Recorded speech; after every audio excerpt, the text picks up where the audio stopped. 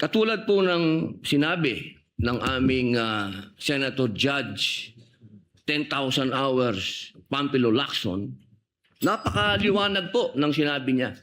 At kami din po dito, ako po mismo ay gumawa din ng panukala na dapat yung mga nagsisinungaling dito,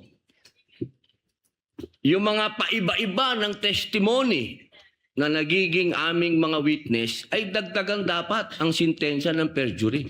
Kailangan amendahan ang batas na yan.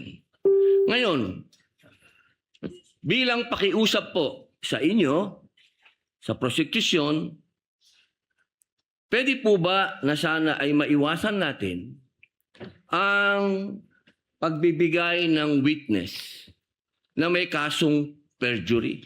Hindi na po ito si Las Cañas.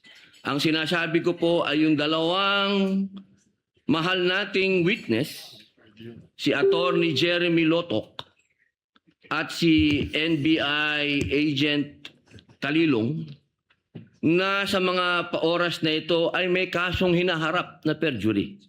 Pwede po bang iwasan natin na may mga ganito tayong witness para ang nasasakdal po kasi dito ay ibinoto ng 32 million na tao.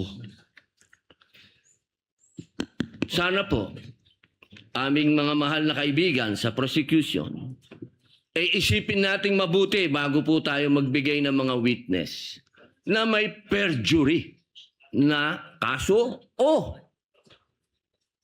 nagkaroon po kami ng dahilan